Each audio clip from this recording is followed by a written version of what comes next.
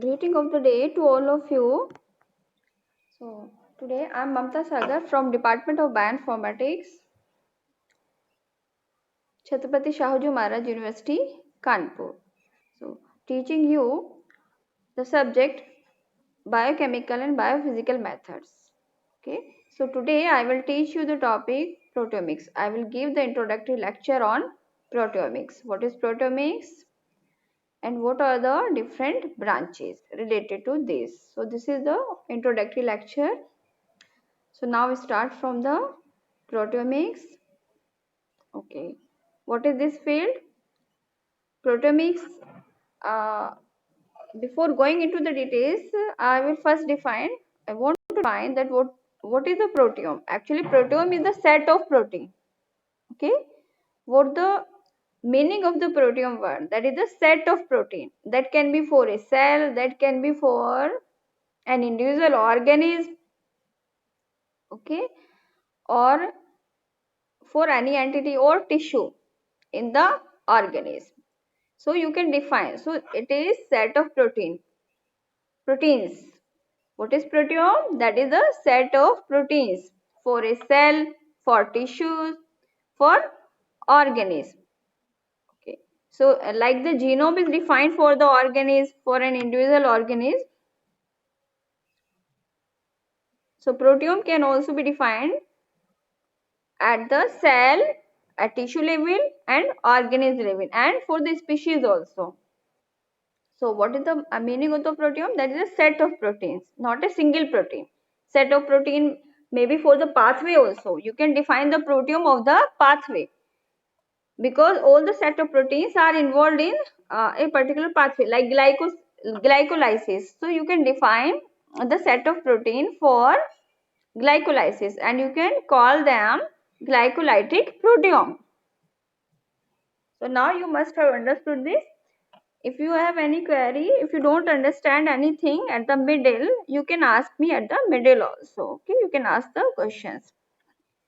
So proteomics is a field of global study of the expression of genetic information at the protein level. So this is called proteome is the set of protein. I have already defined you that is the set of protein. Now we have to derive the genetic information from this. This is at the global level because what the meaning of the global means? We are taking the global proteome like for pathway, for cell, for tissue, for organism. We are taking everything, all the set of protein, not a single protein. We are not focusing on a single protein. Okay, so that is the study of the set of proteins in a pathway, in cell, in tissue, in organism. That is called proteomics. It also deal with the assessment of three-dimensional structure. Okay, so for characterization of function at the function and structure. Okay, to characterize the function of the proteins, we need to characterize the structure also. If we need to determine the structure, we should have the structure. If we want to characterize the protein, characterize the function of the protein, what is the function of the protein? If we want to know anything about the protein function, then we need to go at the structure level. What is the structure of the protein? We need this. We need the assessment of the three-dimensional structure of the protein. So that can be obtained by the structure determination technique like X-ray and MR. So how will you define the function of the protein?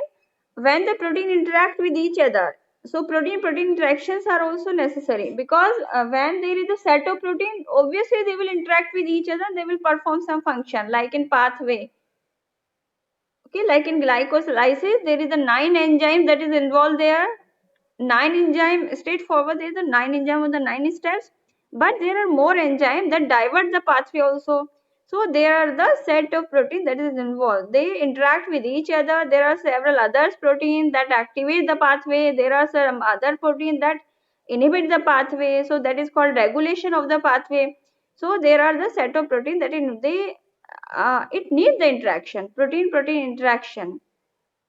Okay, so proteins become functional by getting interacting with each other in the groups. So that is the actual definition of the proteome, and we study this in the proteomics branch. So now we can make the category like structural proteomics, functional proteomics. Okay, So if you are doing the assessment of the structure, that is called structure proteomics, and if we are determining or predicting the function, that is called functional proteomics. We will use prediction word here because whatever you perform at the in silico level or in computer, that is called prediction, that is not determination. So for the wet lab techniques or empirical method, you can use the word determination, but here in case of computation method, you will only use the word predictions. So structure proteomics, omics means data. Omics, why omics word is added? Omic means that is a set of proteins or okay, human proteome organization. Okay, this is one of the like project has postulated in 2001. The aim of proteomic in a more precise manner is identification of all proteins coded by human genome.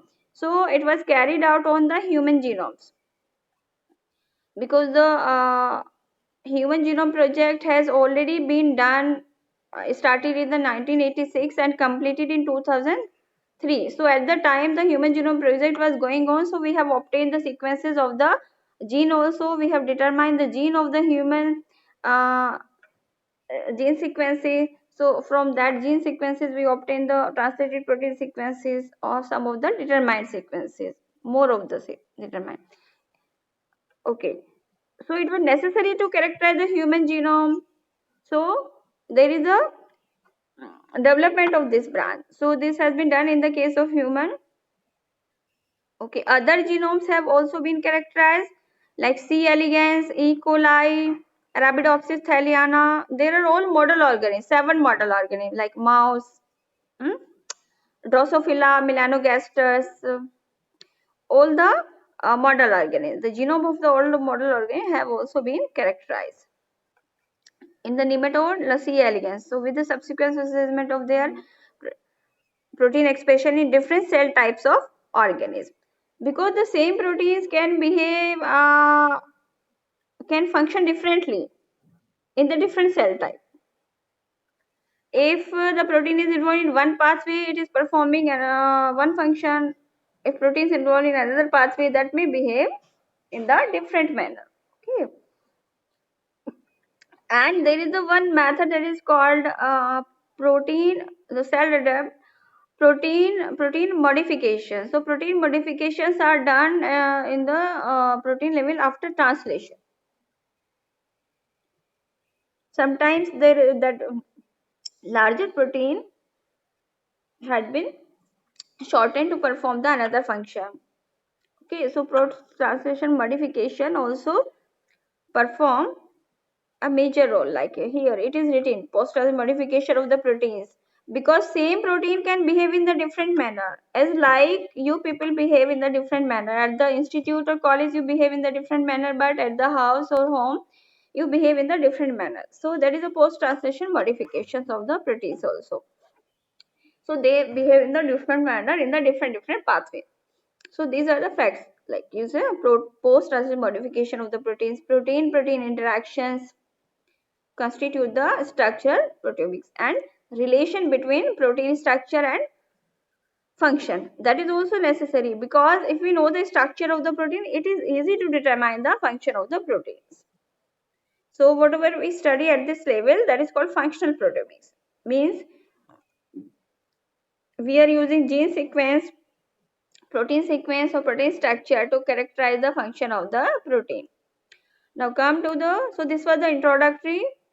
We will also study the different techniques in the detail in the following lectures of the subject. Clinical proteomics. What is this? This is related to the like clinical data, that we can process the clinical data. What is clinical data? That is a patient data, medical patients who are suffering from the different diseases. They go to the hospital. They have been diagnosed with the different diseases. Now the medical hospitals got the data. Okay, so that data can be processed using the computational tool, because there is a lot of data. So medical hospitals, they feel difficulty in the analysis of that data.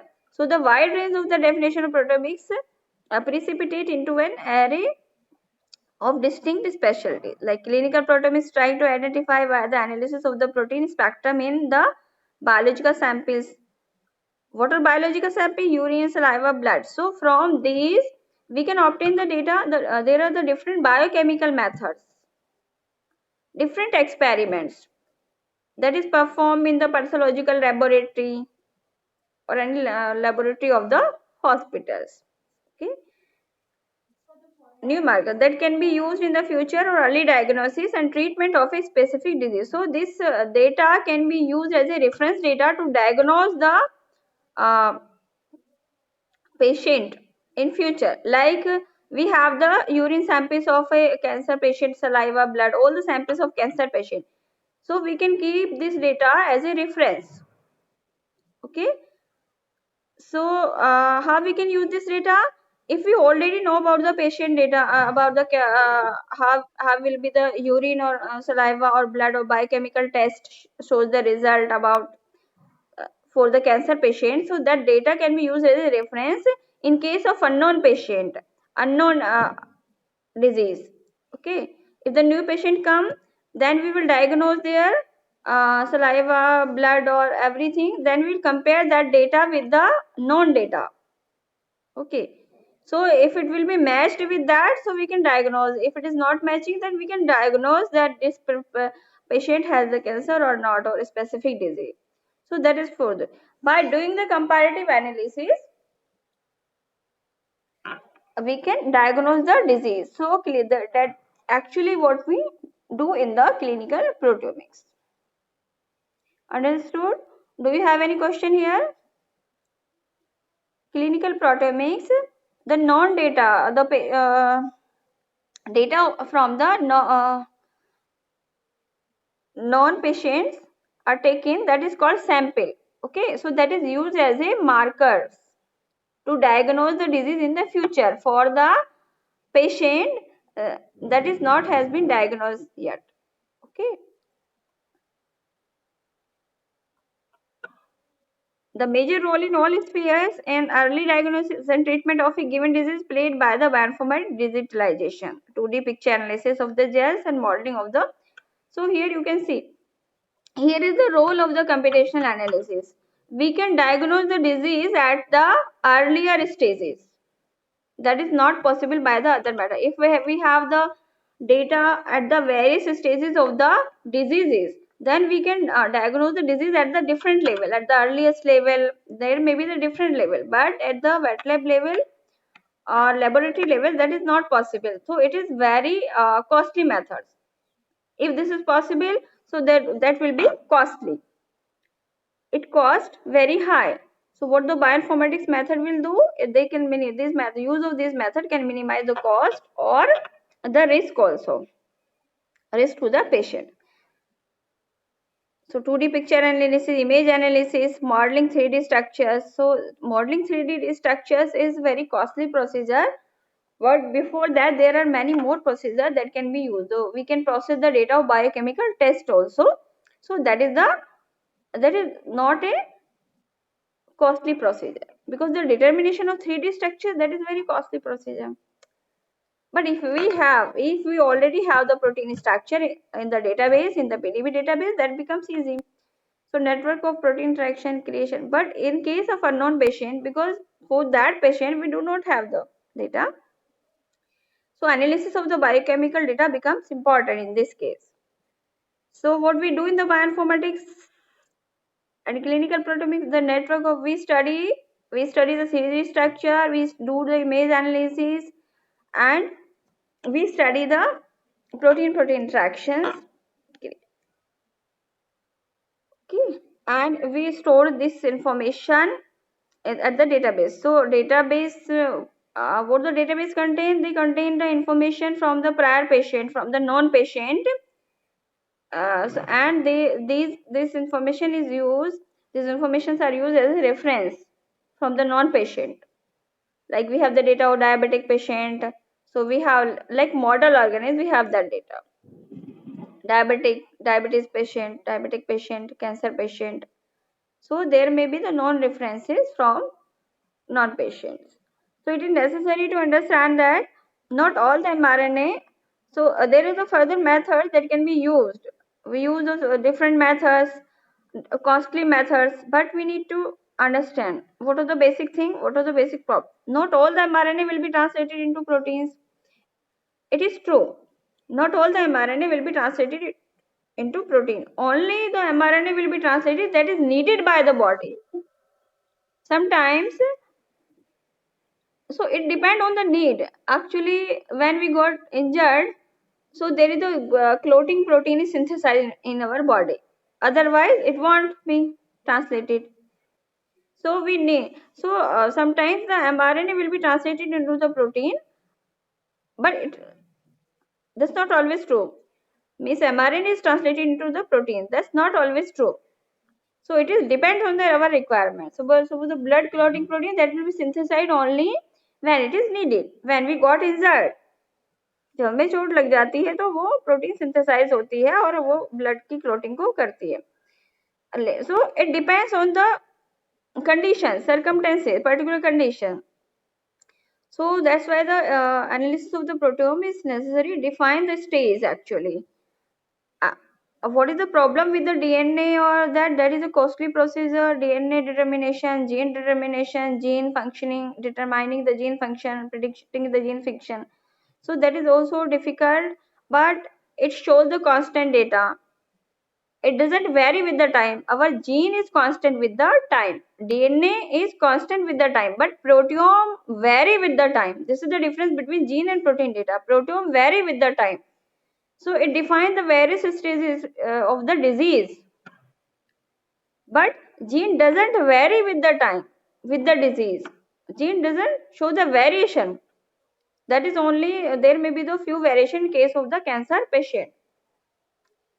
So if we want to diagnose the disease at the various levels, or we want to show the expression of the protein at the different expression of the genes at the different time, so it can only be defined by the proteins, because proteome vary with the time. Proteome of the cell vary. In the summer, we have a different kind of proteome. In the winters we have the different kind of proteome in our body. So that's why we feel the different in the winters and in the summers. In the summers we do not eat more, but in the winters we used to eat more. So it depends on the proteome, how our proteins enzymes are working. In the winters they work good, they work better, but in the summers they do not work because the temperature is very high.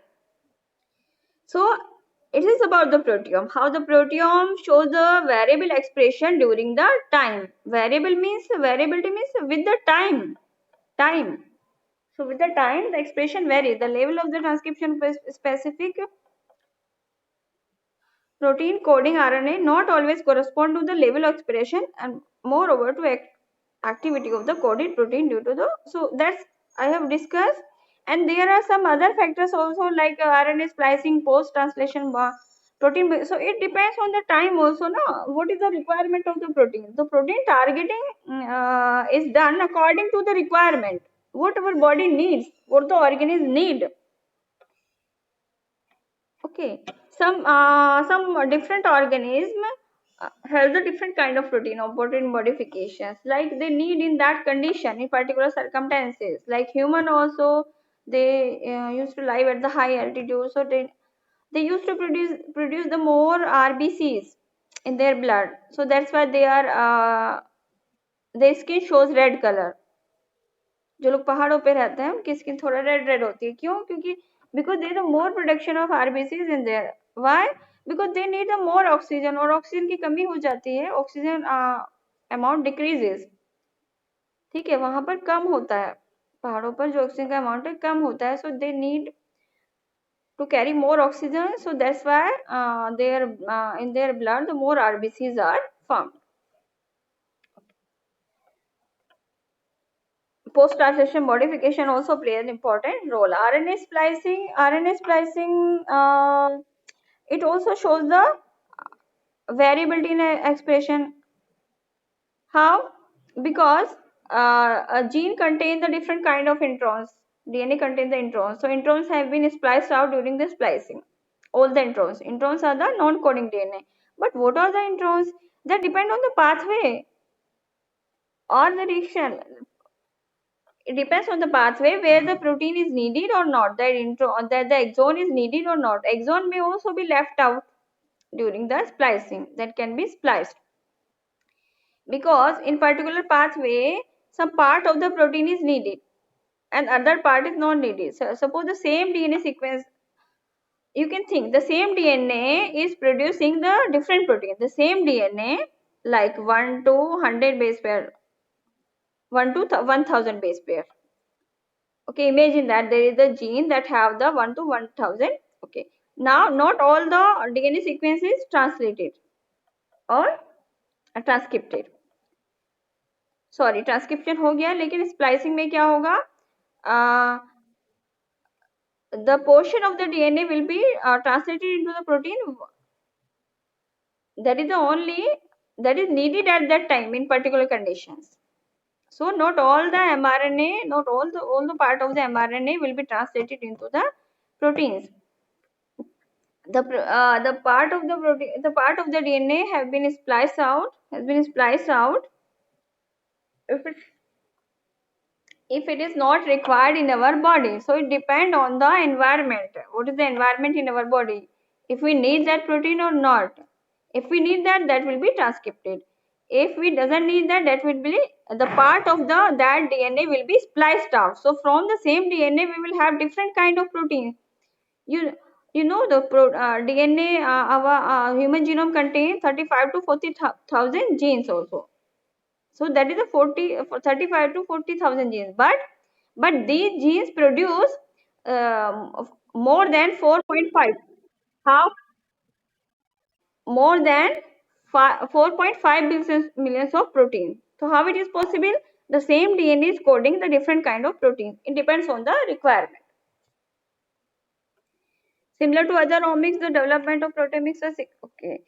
So that is there is a more development in the technology. So omics word, that is the omics word is added to the like protein. We added the omics gene. We added the omics. So that is called a bioinformatics method. The real development of proteomics started only after the classical. Okay. Method 2D electrophoresis was joined by the soft ionization technique of the mass spectrometry. So the development of the mass spectrometry method played an important role. Like new method MALDI-TOF is developed, so it speed up the proteomics research because in the MALDI-TOF method we can there is the techniques electrospray ionization and there is a one other method also. So using the MALDI-TOF method we are able to determine the sequences of the short fragments, peptide fragments using the laser beam. This is the one figure that shows like DNA that we call genomics. We were added the word omics, mRNA that also you can call this at mRNA level the study of mRNA that is called transcriptomics. The total set of the RNA for a cell, for protein, for tissue that is called transcriptome and study of the transcriptome is called transcriptomics. Okay, so this is also one branch mRNA. It is not written here, but this is the branch because the mRNA level expression shows it will be that will show the actual expression. Okay, it vary with the time because in the particular condition we can use the transcriptome that will define that time condition.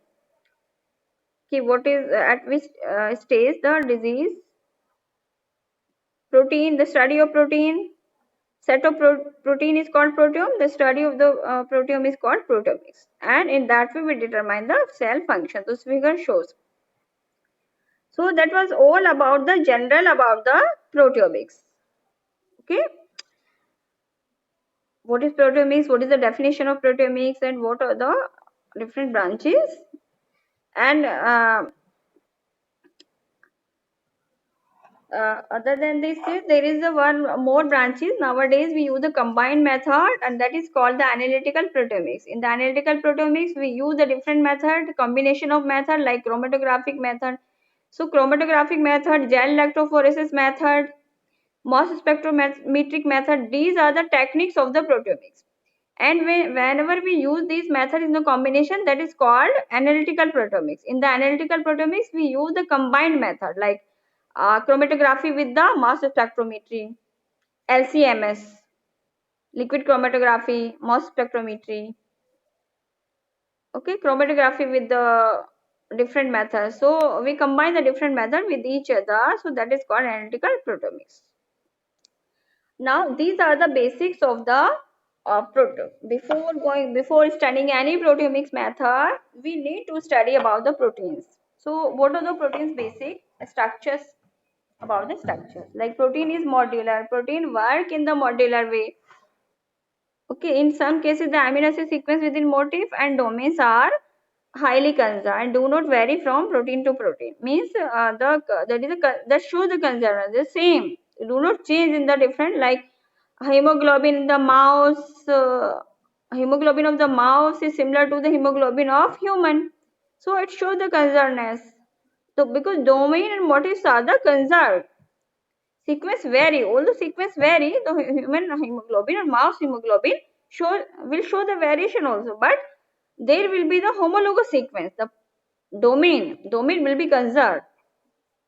So in other, okay, so before the bioinformatics analysis or sequence analysis, we already know that the we came on the conclusion that the human is more similar to monkey, but after the bioinformatics analysis, then although sequence determination, so sequencing technology, advancement in the sequencing technology, we came to know that the mouse genome is more similar to human than monkey.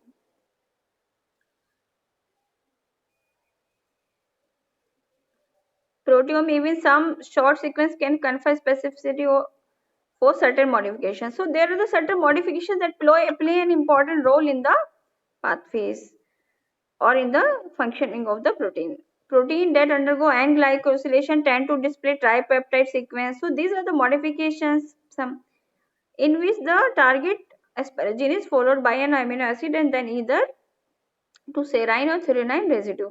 So this is the type of modification. Okay. So there is after a protein translation, there is the addition of the oligosaccharide chain to the protein. Carbohydrate is added to the proteins. This is the post-translational modification. This is called.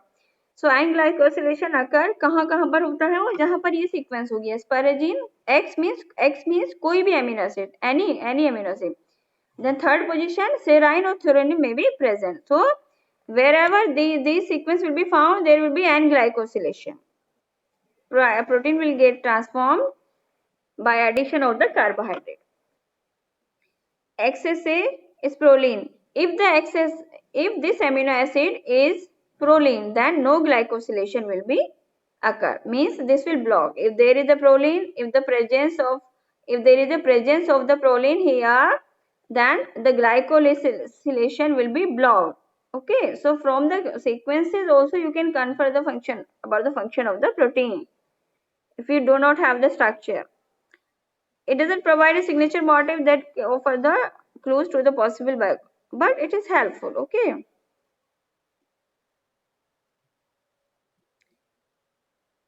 Codon bias. What is codon bias? This is also phenomena. Sometimes codons are not used at the same frequency, because we have the 64 codon in the codon table, but not all the codons are used at the same frequency. Okay, some of the codons are used more frequently, some of the codons are used less frequently. So this is called codon bias, inequality in the uses of the amino acid. So studies the yeast have compared protein level mRNA expression codon bias for number of proteins. While there is some disagreement as to the particulars, the following general, okay, this is the theoretical things you can read. So codon bias have impact on the expression Actually depend on the codon. It depends on the protein. The different proteins, the different organisms use the different codons at the different frequency. Okay. So that all the codon tables are available in the NCBI databases. But it is very difficult to analyze this. It correlates properly. There is no exact correlation that the codon will be used at the same frequency in the other organism also. So there is no. So this is called codon biasing. We are unable to determine this because codons are used at the different frequencies. So proteomics and the proteome, the correlation between mRNA level and protein level is much higher. This is R means correlation. It shows the correlation is greater than 0.85 for the most highly expressed gene. So for the highly expressed gene, it is true that R is greater than correlation score is more in that case. But this is not true for all the proteins. Those with codon bias values, okay. Longer life protein appear to be present in higher abundance than short life proteins.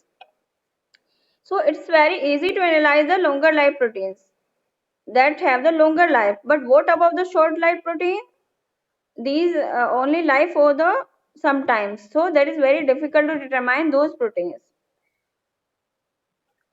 So gene expression measurement may indicate changes in the protein level. It is difficult to infer protein expression from the gene expression. Okay, like we take the example of the protein structure of the membrane protein. Membrane protein means it's very difficult to determine the structure of the membrane protein using the X-ray technology. Why? Because as soon as we take out the membrane protein outside the cell, they change their structure. Because in the membrane there is an aqueous environment, but in the X-ray crystallography we used to make the crystal of the protein structure protein. So though static structure can be trapped at a one time, but it's very difficult.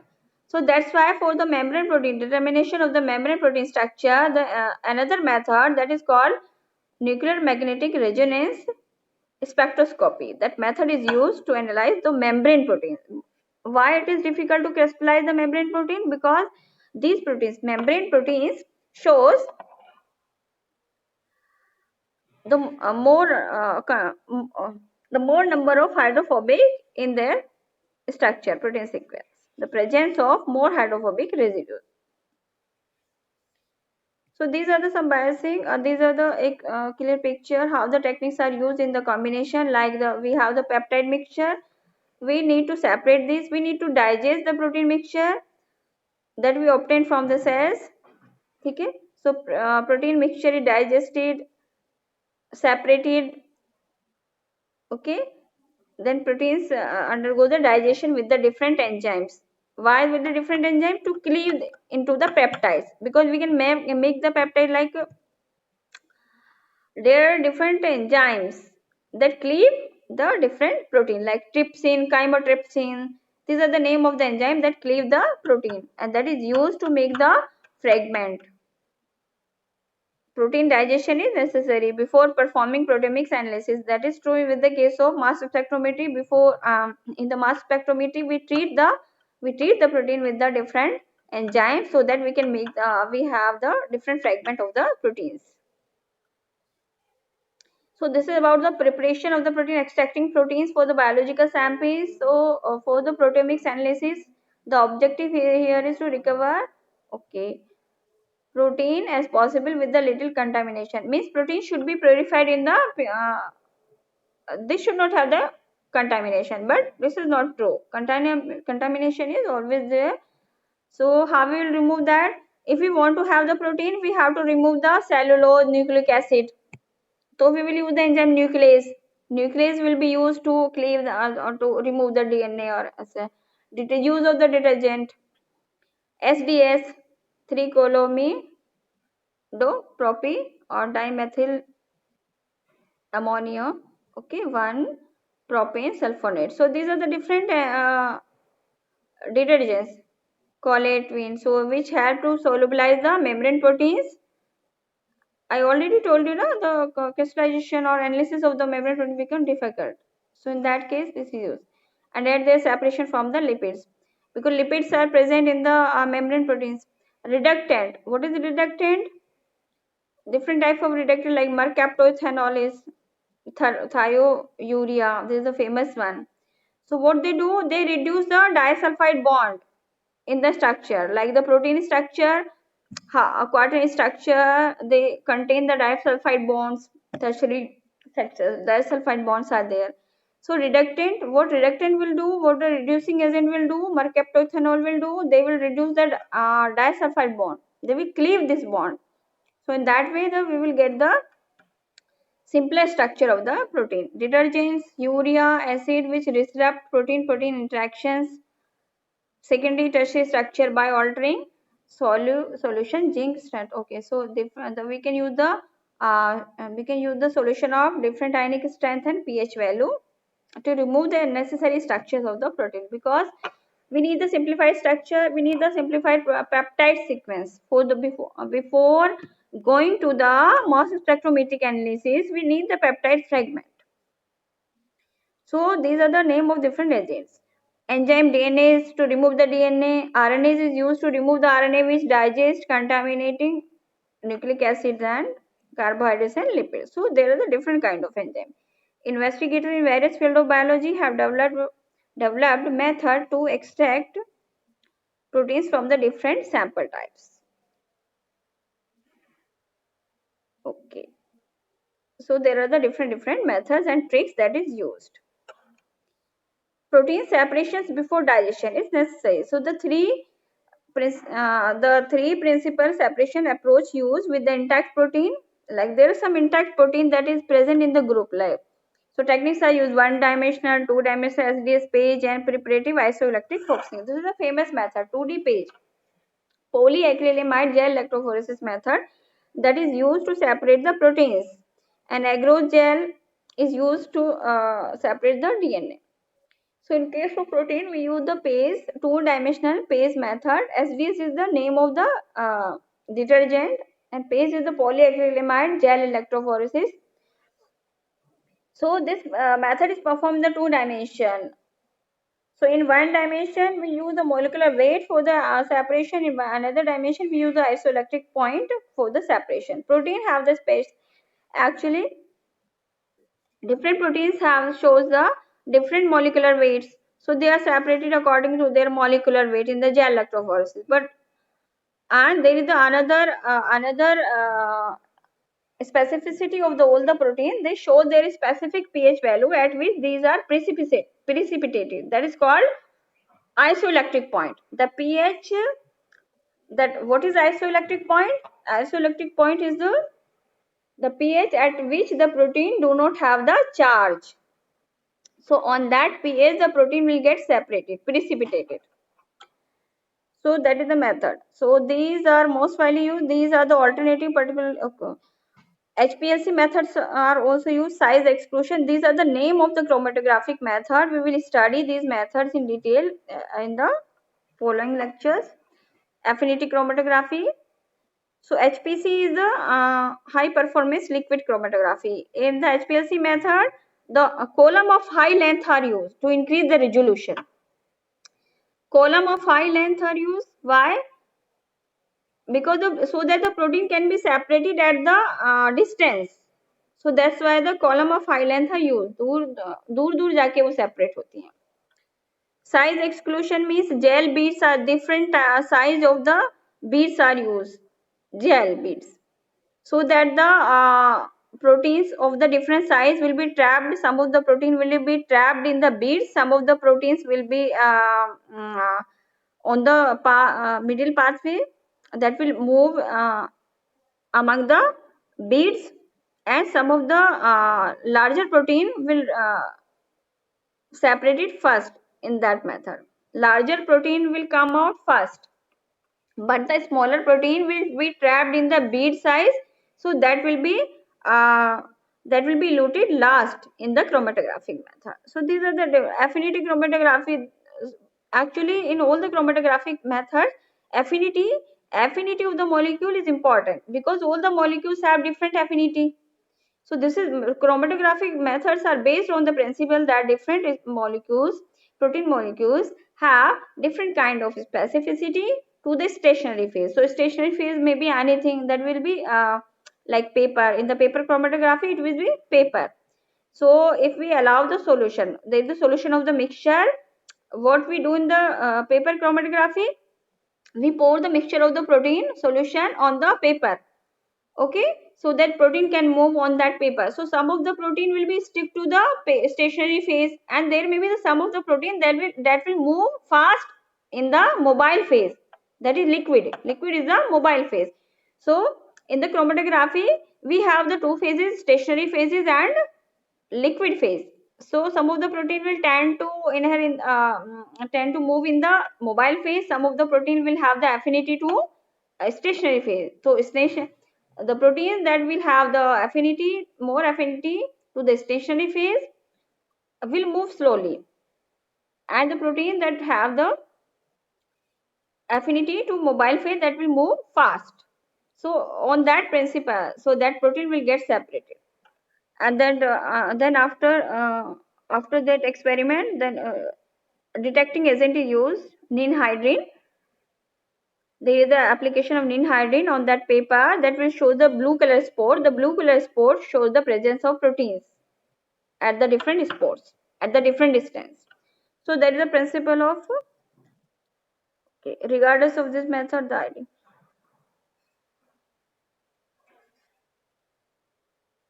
So isoelectric point and molecular weight are the specific properties that is used in the gel electrophoresis. And there is a different, I already told you about the combined method, that is the important method of the analytical proteomics, tandem LC approaches for peptide. The combination of HPLC separation mode is one of the most effective tool in analytical proteomics. Okay, use of combined separation mode, that is called tandem HPLC. So combination of dissimilar separation mode allow greater resolution of peptide in a mixture. That is an important point in case of analytical proteomics. Why we are moving to the combined method? The resolution is greater when we combine the different methods. When we are using the single method, resolution is low. But when we are using the combination of technique, the resolution is high. Tandem LC approaches for peptide analysis. So these are the different names of the, like, on the basis of hydrophobicity, we can separate the protein, strong cation exchange. Okay, this is the case of ion exchange chromatography. Actually, protein contains the different kind of mixture, like ionic properties, like cation, anion. So, some of the cations that will have the positive charge. So, positive charge will be attracted to the negative charge exchanger, and anion will be attracted to the, sorry, negative charge. Okay. So anion net negative charge. So sorry, the each molecule that will have the positive charge, that will be attracted to the negative, and though the proteins which have the negative charge, that will be attracted to the positive. So there are the two types of exchanger in the ion exchange chromatography: cation exchanger and anion. So cation exchanger means so they will attract the different kind of the ions towards each other. Positive will attract negative, and negative will attract positive.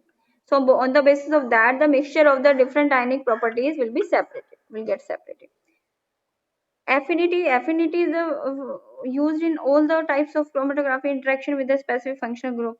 So we can also add the specific function like ligand, antibody.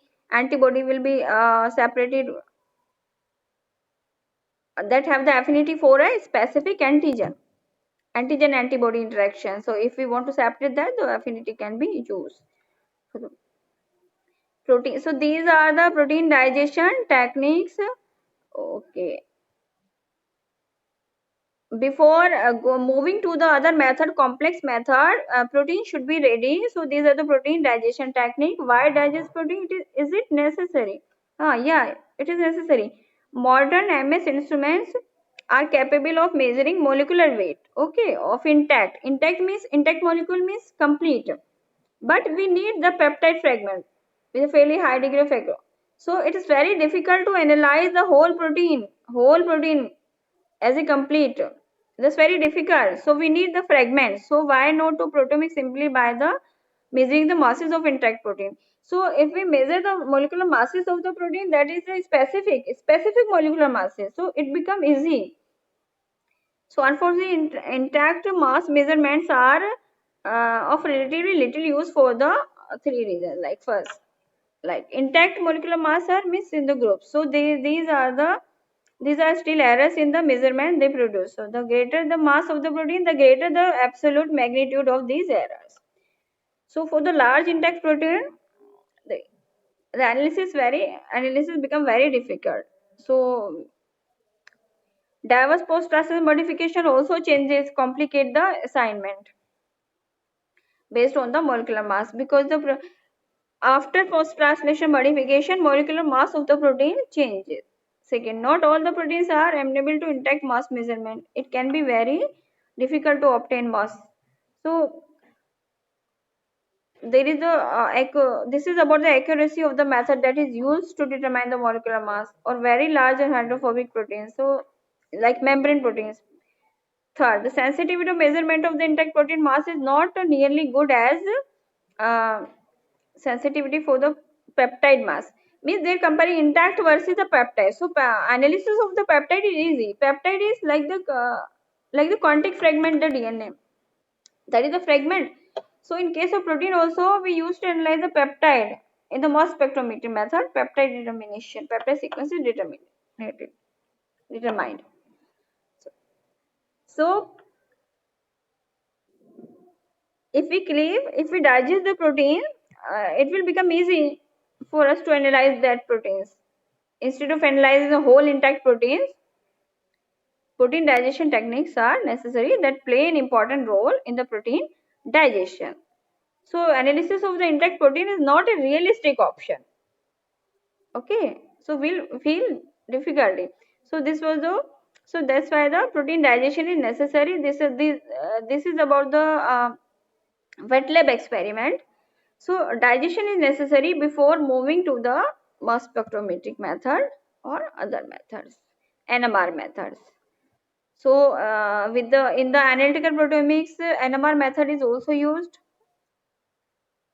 mass spectrometry and NMR methods.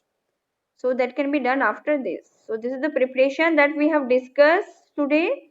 These are the references that the lecture is prepared using the following study materials.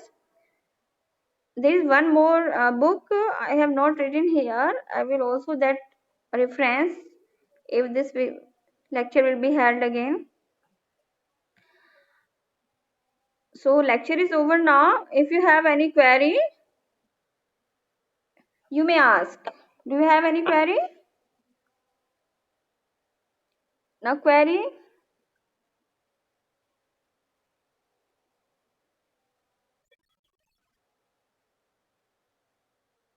Okay, any question?